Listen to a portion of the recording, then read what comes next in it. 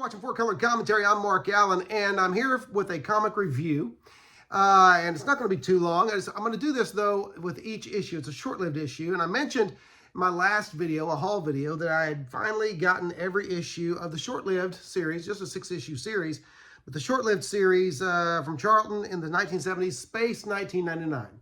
Now I can call this a fun Bronze Age series, as I've read most of the way through it. But it's really more than I've expected. And I will say this, but despite being a decades-long fan of Doomsday Plus One, the John Byrne series, for Charlton, early in his career, I've always had kind of a bias against Charlton Comics. I thought they were kind of a second-place type company to Marvel and DC. A cheaper company. A lot of times it's not that their work was necessarily was less, because the Joe Staton work, the John Byrne work, the Nicholas Cootie writing, I guess I don't know if it's Cootie or what, but you know, all of this just good stuff. But you know, there was a less polished look. That's a good way of saying it. A less polished look to Charlton Comics. But I'm going to say right off the bat, I'm finding these Space 1999s really well written and fun to read, with great art. Now we'll start with the cover of number 1 here. This is a Joe Staton cover, and you've got now here's something else that has happened because of this series. I have found that you can watch all of the Space 1999 episodes, which I think it was just 2 or 3 seasons, but you can watch all of them on YouTube for free. And Staton honestly nails I can't tell you the characters, I can't tell you the actors' names, but he nails the main characters here, and as far as their visage and their likeness, but he just does a really good job on this cover.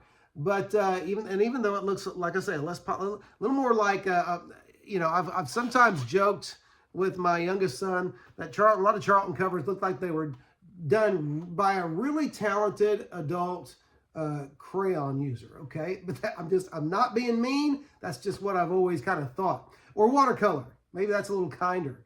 But some of the Charlton covers kind of look like that. But this is an entertaining book, okay? And the first issue deals with, of course, the Space 1999 crew. There's the opening page, you know, and so, or opening splash page.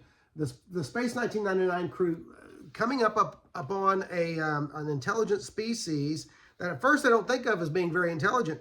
And it's a good story, again, about, you know, about biases and, you know, not judging a book by its cover, so to speak.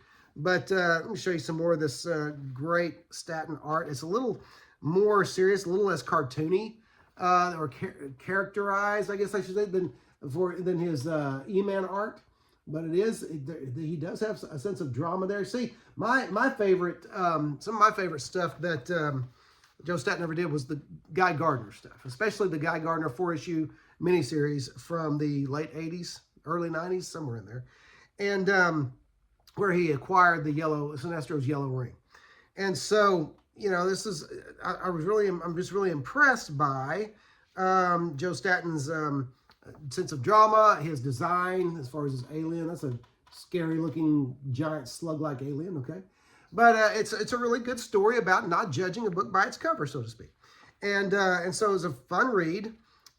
Seemed like there was some, it may not have been this issue, but I think just about every one of these issues has had at least one ad that that was amusing. I don't remember dog tags from the 70s, but I was born in 68. So 70s, I was still kind of a kid.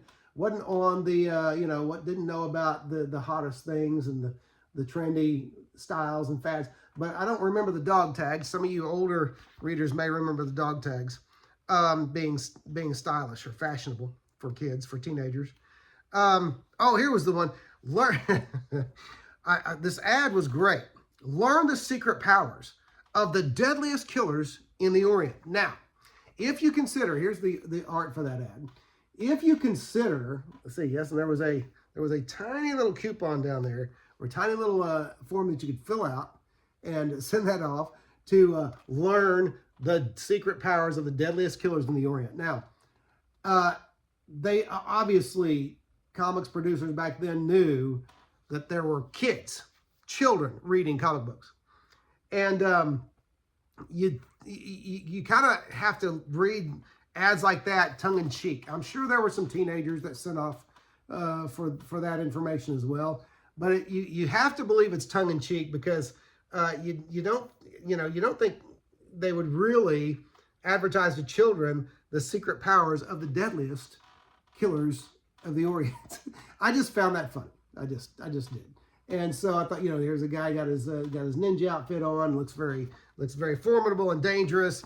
And yeah, let's tell 8, 9, and 10-year-olds about the secret powers of the deadliest killers in the Orient. I just found that funny. Okay, but anyway, it's a great read.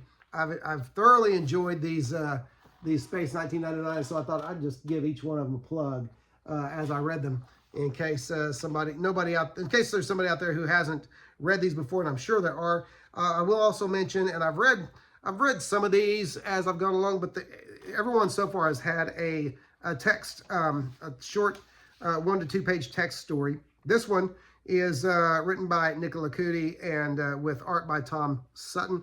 Early Tom Sutton, I'm thinking, but there's the opening splash. Really kind of a cool, I like Tom Sutton's style. It was very independent, and it was just used for a text story, or prose story, but I like it. It's very, honestly, it looks kind of 80s independent comics style. And then there are a couple more panels there on the back, or on the back page, on the last page, second page, I should say. But anyway, great book, great story. Like I say, they've surprised me. They've been entertaining. Trying to see if I'm on the, yeah, okay. But I'm going to give a shout out to these Bronze Age Space 1999s. I don't know if this title of Space 1999, the property, has been published since then by another comic company, but this has been fun. This has been great stuff. And so I recommend it. You can still get these for fairly cheap. Now, high-grade copy is going to cost you more, but I've gotten some high-grade copies for like $10 a piece. So, I mean, they're not crazy expensive, and they do have great early art, again, by I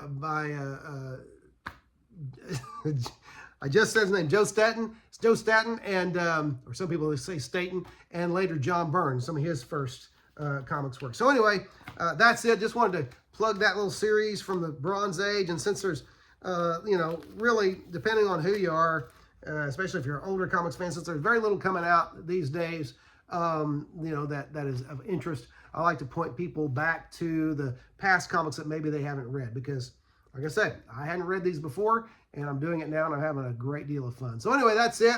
I just wanted to let you know about that. If you haven't read it before, go ahead and find those, or if you got them in a box somewhere already, pull them out and read them. But that's it. Thanks for watching 4Color Commentary. Don't forget to like, comment, and subscribe, especially comment, and we'll see you next video.